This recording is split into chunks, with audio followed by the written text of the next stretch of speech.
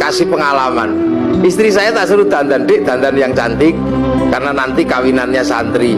Maka habis subuh dandan sampai jam 7 pagi. Perosoku begitu keluar itu cantiknya luar biasa istri saya.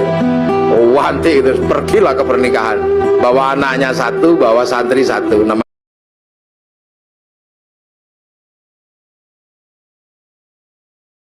Arifin. Begitu sampai di perempatan, ya Allah, di seberang sana ada perempuan cantiknya luar biasa di dalam mobil, rambutnya merah, kacamatanya yang bun-bunan gini. Lelaki-laki lihat gitu yang merucut, ya Allah, Pin, Ayunita itu. Lah begitu saya bilang itu, lupa kalau bawa istri. Saya dicubit dari belakang itu, sakitnya luar biasa. Sampai hari ini masih kerasa sakitnya. Padahal sudah 3 tahun yang lalu. Akhirnya saya bilang, enggak deh, ya enggak mau somel, berang dasar matanya laki-laki. Wah, mau ngomong enggak deh, enggak mungkin, saya udah terlanjur ngomong. Wah, itu alisnya itu udah letrek semua itu sini-sini nggak ada. Wong nangis. Saya menyesal tapi apa guna, udah terlambat. Sebenarnya saya menyesal juga tapi wis kadung cowok itu sakit, dicakar kelambi belakang saya suwek emang. Dihotel, wah emosi perempuan kok singo kalau udah emosi. Nggak peduli itu. Perempuan itu kalau udah emosi nggak peduli mau dimanapun lagi. Ayo, cakar-cakar. Udah. Akhirnya saya redam, Dek. Memang aku tadi lihat perempuan cantik, iya, tapi jangan matanya laki-laki. Udah tersembunyi masih bisa dilihat. Iya, karena aku laki-laki, Dek. Laki-laki itu melihat perempuan cantik tersembunyi apapun pasti tahu, karena aku laki-laki. Kalau aku nggak mampu melihat perempuan yang cantik dan tersembunyi, mana mungkin aku dulu menemukanmu.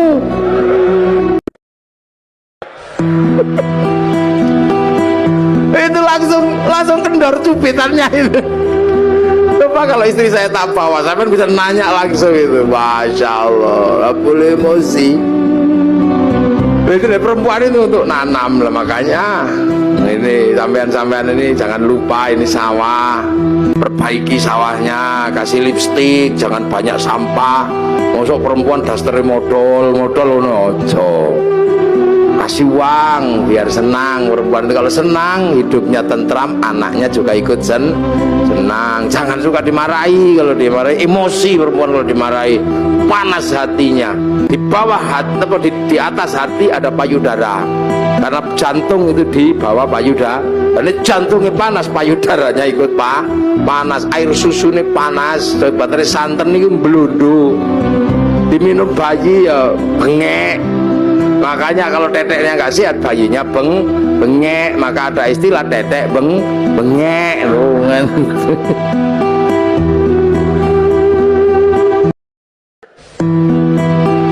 Nah itulah perempuan itu nanam untuk membuat proses casingnya manusia. Lah casing ini dunia.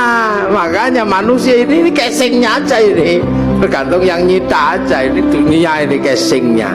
Tangan ini dunia, maka dia senengnya dunia. Mata ini dunia, wong dari produk dunia kok. Makanya tangan laki-laki dimanapun kalau lihat bokong pasti pengen demeh. Ini dunia, ndak usah tangan Pak Direktur, tangan Pak Komisaris, sama aja, wong tangan saya juga sama.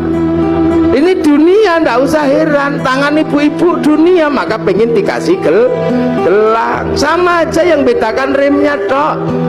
Insya Allah kayak kiai ini remnya cakram. Jadi pas di rem set itu depan belakang berhenti. Nah rem pelindo ini kan nggak cakram, antromol tadi gitu.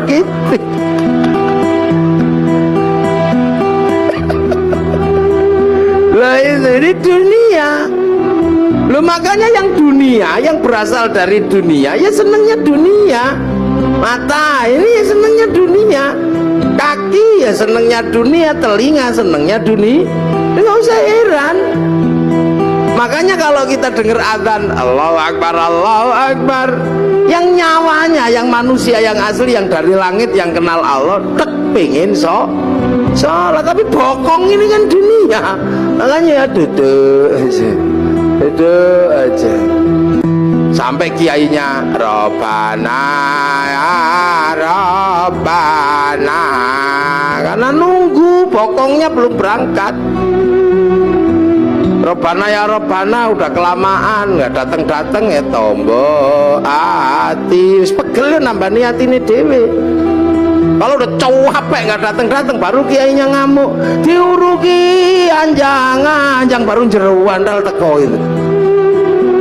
Itu dunia ya begitu. Ada orang minta gitu, bareng den tek pingin ngasih yang nyawa ini, yang akhirat, tapi tangan ini kan dunia. Begitu masuk saku, oh kasap 1.000, minggir 50, cari yang 2.000, lemas itu ya biasa. Yang donyo. Makanya jangan heran kalau sholat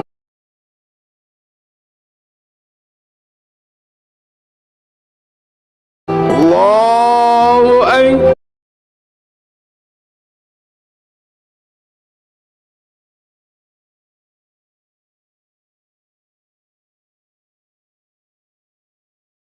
Kebau ini kan pengen ngadep Allah ini.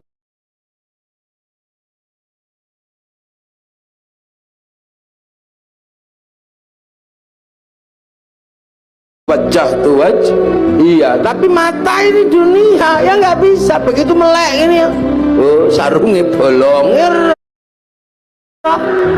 nggak bisa. Allahu Akbar. Kuping ini dunia. Begitu toh tet bel kantor masuk. Kalau ada bakso ding bakso. Hujan kretek ya Allah sepatuku hudanan. Nggak bisa yang dunia, wong ini memang dunia. Allahu Akbar. Bismillahirrahmanirrahim. Sabbihisma rabbikal a'la alladzi khalaqa fasawwa walladzi qaddara fahada. Suwe lama ini, yakin suwe.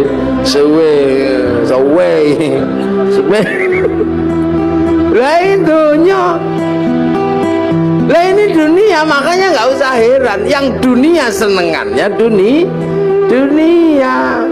Tetapi kan ini raga punya tugas menghantarkannya nyawa. Sama dengan padi punya tugas mengantarkan beras. Sama dengan tebok punya tugas mengantarkan pisang. Lah manusia punya tugas menghantarkan innalillahi wa inna ilaihi raji'un. Makanya nanti tiba-tiba ya sudah, satu saat ini semua akan kembali. Nah yang kembali apa? Ya nyawanya. Yang dari dunia ya dikembalikan lagi ke tanah. Itu balik ke tanah, mau kubur situ, terus dimakan cacing, bosok bosokannya cacing diisep sama rumputnya dimakan sama kambingnya dipotong bikin anak lagi. Lah itu namanya teori rantai makanan. Makanya manusia, padi, pisang sama ada waktunya panen. Kalau padi dipanen sama Pak Tani, pisang dipanen Pak Tani, manusia dipanen sama malaikat Israel. Panen aja. Begitu beras diambil, pohon padi ya tidak diurus, dibakar untuk makan sapi. Begitu pisang diambil, pohon pisang ya dibuang ke sungai. Begitu manusia diambil isinya, ya kelontongannya ya dibuang ke kuburan, sama aja. Nah padi walaupun terpisah dari pohonnya, begitu masuk laboratorium tetap ketahuan padi organik atau bukan organik. Walaupun sudah terpisah, orang nggak perlu lihat pohon padinya dulu seperti apa, rekam jejaknya ada di beras, rekam jejak pohon pisang ada di dalam pisang, rekam jejak kehidupan manusia ada di dalamnya nyawa. Makanya ya cari rekam jejak yang bagus. Itu tangan ini merekam jejaknya nyawa, mulut muni apa wae rekamannya ada di dalamnya nyawa. Sama kayak syuting itu ngadep saya dari tadi. Itu tugasnya cuma apa? Nyarikan bekal kartu memori. Setelah ngerekam saya, syutingnya dibanting nggak apa-apa. Yang penting memorinya masih ada, diputer keluar gambarnya sama aja.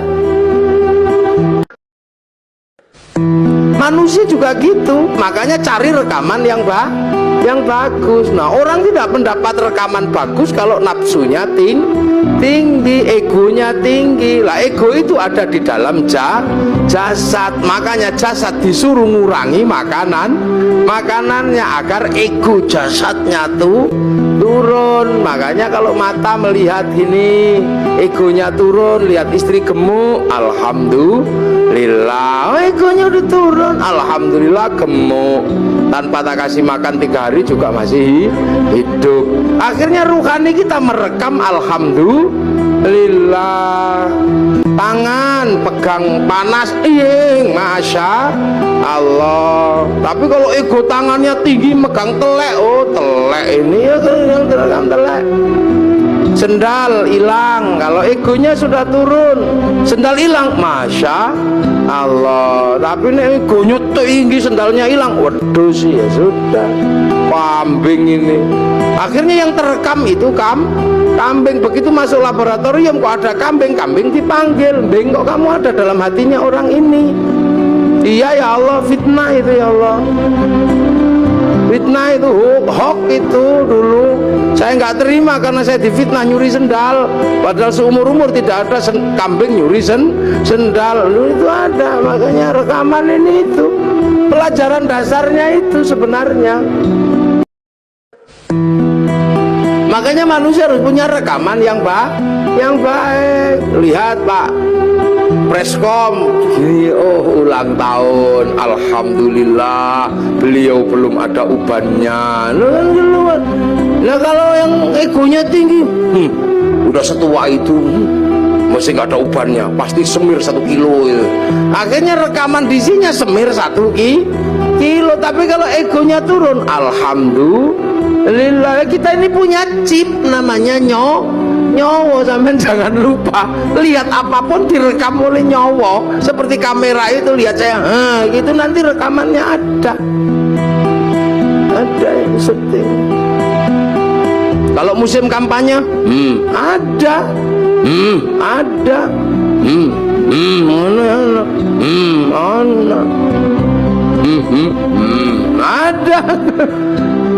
itu rekamannya ada semua itu di situ nanti. Sama dengan manusia, dingke wong adus, ono sih rekamane. Begitu diputer metu meneh rekamane sampean saumur urip ada. Makanya rekamlah yang bagus. Nah, agar rekamannya bagus, nafsunya harus diturunkan. Lah nafsu diturunkan dengan cara puasa. Makanya orang kalau puasanya ini kuat, nafsu egonya tuh turun. Sebab apa? Orang kalau sudah egonya turun, apa-apa bisa melihat Allah. Ayam naik masjid, itu orang kalau egonya turun, ayam naik masjid, alhamdulillah, masya Allah ada ayam naik masjid, syukur ya Allah terima kasih. Kenapa? Karena kiai akhirnya bisa mempraktekkan bagaimana membersihkan tele ayam dari atas masjid. Ilmu yang demikian sulit membersihkan tele ayam dari atas masjid bisa dipraktekkan karena ada ayam naik masjid. Nah, kalau nggak ada ayam naik masjid nggak bisa dipraktekkan karena kiai tidak boleh bawa tele ke atas masjid. Jadi alhamdulillah ilmu bisa dipraktekkan karena barokah pitik. Makanya hati-hati, nafsu itu mengingkari Allah. Contoh, ini mudik lebaran, orang Surabaya ini yang paling seneng dulu itu rujak cingur. Akhirnya karena musim lebaran cari rujak cingur kemana-mana nggak ada, sana nggak ada, kesana nggak ada, sampai seminggu kepengen rujak cingur. Bayangkan rujak cingur saja udah ngiler. Akhirnya pas halal bihalal ke tempatnya Pak Dirut, Pak Doso, ada rujak cingur, seminggu kepingin rujak cingur ada, ya halal, ya silakan makan, tapi hati-hati. Kalau saya nggak berani makan, karena itu bisa jadi halal buat jasmani tapi haram buat rohani, karena nikmatnya mesti luar biasa. Wong kepingin seminggu, begitu setelah dari Pak Doso seminggu kepingin apa rujak cingur dapat, tiba-tiba besoknya ke tempatnya Pak Pres, Pak komut. Nah, istilah yang susah buat kiai itu, komut itu komisaris utama. Nah itu termasuk Pak komisaris itu tiba-tiba ada ini apa rujak cingur yang sama, tapi karena kemarin sudah dapat akhirnya monggo sampun Pak, sampun monggo sampun, karena udah nggak kepingin, tapi karena nggak enak sama Pak komisaris ya dimakan. Enak tempatnya Pak Dirut, padahal begitu zaman muni enak tempatnya Pak Dirut, zaman ribut sama Allah. Hari ini dibagi yang ini kok masih nggak terima, membayangkan yang kemarin. La in syakartum la azidannakum wa la in kafartum inna adzabi lasyadid. Inilah. Jadi ini makanya orang kalau puasanya kuat-kuat ini enak, nafsunya turun, kemanapun kembali kepada Allah. Itu loh, maka la'allakum tattaqun, semoga kita menjadi orang yang bertakwa. Lah makanya nafsu ini kalau udah turun, hidup jadi enak, indah. Makanya kita ini kalau orang-orang yang sudah bertakwa enak, lihat apapun kembali kepada Allah. Ini di belakang ada tema keragaman, ya keberagaman apapun juga dari Allah. Makanya orang nafsunya turun, ya nggak ribet. Lihat orang Jepang nggak perlu emosi, lihat orang Cina nggak perlu emosi, lihat orang Yahudi nggak perlu emosi. Toh kita hidup bersama-sama. Sekarang orang Jepang nggak datang, tapi mic-nya datang. Ini yang bikinan Jepang. Ya, jadi kita ngaji ini pun melibatkan orang Jepang. Kita ngaji melibatkan kipas angin mereknya Mas Pion, Cino sih enggak. Kalau kita malam longok-longok pengen ngerokok, gudang garam Cino. Pergi haji kita nggak bisa jalan kalau nggak ada pesawatnya orang Yahudi. Wong Pak Habibie disuruh bikin pesawat nggak jadi, wong namanya tetuko, sing teko ratuku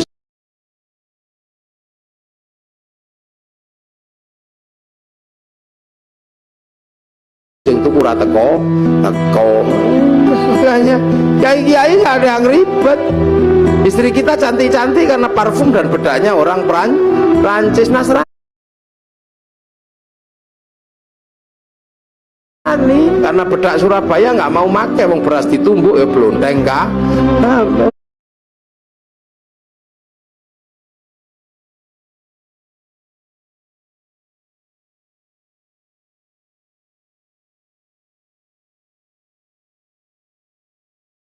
Biasa aja hidup itu begitu.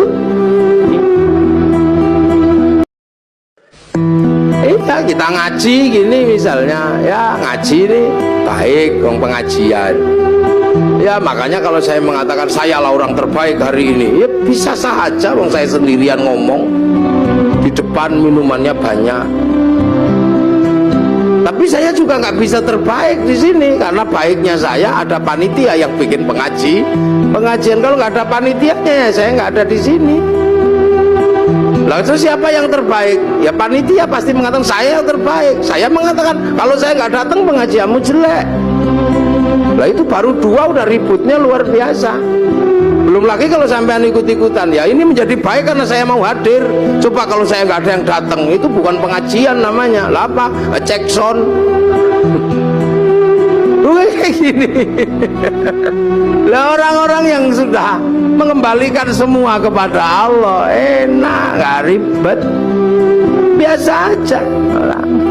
Terus kita misalnya ini pengajian jadi indah karena ada yang nata kursi. Apa yang nata kursi itu sholat subuh? Ya belum tentu.